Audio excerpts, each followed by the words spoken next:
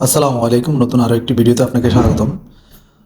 আজকে আমরা যে বিষয়টি নিয়ে আলোচনা করব, মশা থেকে আপনার খামারকে কিভাবে রক্ষা করবেন। আপনার খামারকে রক্ষা করলে আপনার পাখিও সুরক্ষিত থাকবে। এখন কোয়েল পাখিকে আসলে মশা বড় পাখিকে তেমন সমস্যা করতে পারে না, কিন্তু একটা করতে পারে, তার ঘুম নষ্ট করতে পারে, তার যে আরাম সেটা কিন্তু নষ্ট করতে পারে।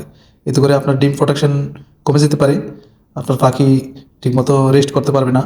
এতে করে আপনি খামারে লসের সম্মুখীন হতে পারেন। সবচেয়ে বড় যে সমস্যাটা হয় সেটা হলো আপনার ব্রুডিং করতে গেলে আপনার বাচ্চাকে মশা খুব ক্ষতি করতে পারে। তো আপনার খামারকে কিভাবে, আপনার পাখিগুলোকে, আপনার ব্রুডিংয়ের বাচ্চাগুলোকে কিভাবে আপনি সুরক্ষিত রাখবেন সেই বিষয়টি নিয়েই কথা বলবো। মানে সোজা কথা, আপনার মশা কিভাবে আপনার খামার থেকে দূরে রাখবেন সেই বিষয়টা নিয়ে আলোচনা করবো আমরা। যারা এখনও farm life with Habib YouTube চ্যানেলটি সাবস্ক্রাইব করেননি, চ্যানেলটি সাবস্ক্রাইব করে নেবেন। পাশে থাকা বেল আইকনটি চাপিয়ে দিবেন। আপনার মতামত জানাবেন কমেন্টের মাধ্যমে। সবার কাছে একটা করে লাইক আশা করি, সবাই একটা করে লাইক দিয়ে দিবেন। যারা ফেসবুক পেজ থেকে দেখতেছেন, পেজটি ফলো করে দিবেন।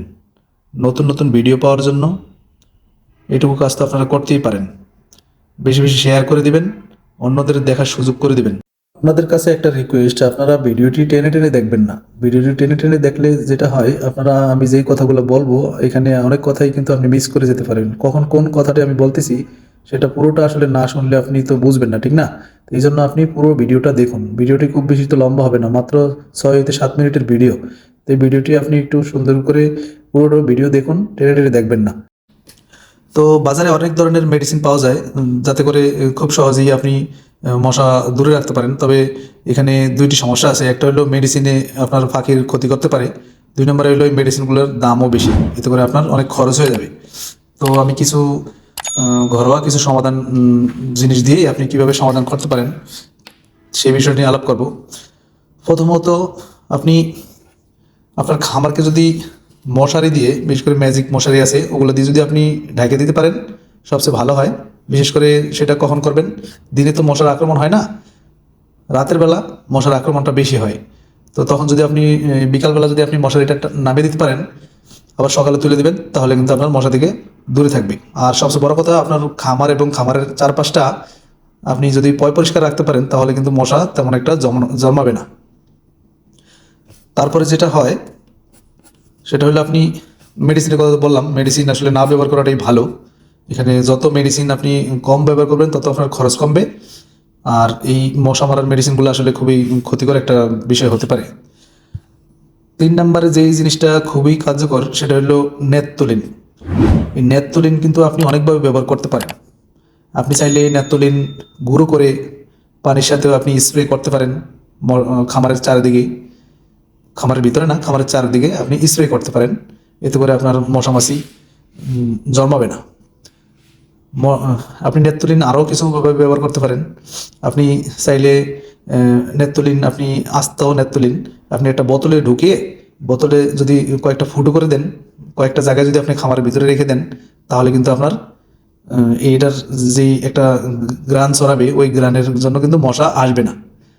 আরেকটা করতে পারেন, আরেকটা বিষয় হলো এই নেত্রলিনের যে গ্রানটা, এতে করে কিন্তু আপনার খামারের যে একটা দুর্গন্ধ হয়, ওটাও কিন্তু আপনি এটা থেকে ভালো একটা সমাধান পাবেন।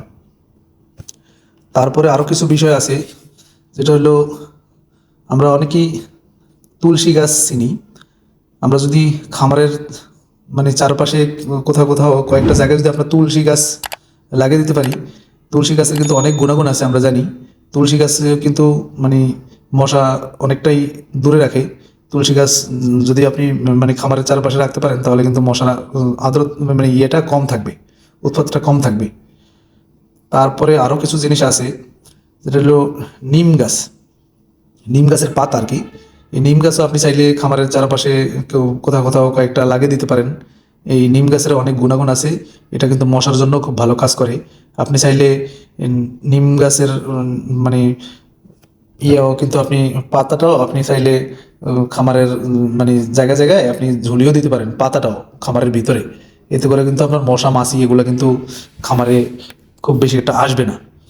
তো আপনারা যদি এই বিষয়গুলা মানে অ্যাপ্লাই করেন খামারে, তাহলে আপনার খামার কিন্তু মশামাছি থেকে দূরে থাকবে, এবং আপনার যেই মানে দুর্গন্ধ হয় খামারে, ওই দুর্গন্ধ থেকেও অনেকটা রেহাই পাবেন। কেননা আমরা যে বিশেষ করে বুডিং করি, এই বুডিং কিন্তু বাচ্চাগুলো খুবই একবারে থাকে, এগুলা কিন্তু মশায় খুব মানে আক্রমণ করে বেশি। আর ছোটোবেলায় যদি মশায় আক্রমণ করে, পাখির কিন্তু মৃত্যুর হার বেড়ে যায়, পাখির কিন্তু একটা ফক্সের মতো হয়ে যায়, পাখি কিন্তু অনেক অসুস্থ হয়ে মশার কামড়ে মারা যায়। তো পাখির বোর্ডিংকালে মৃত্যুর হার কমানোর জন্য এটা খুবই কার্যকরী হবে।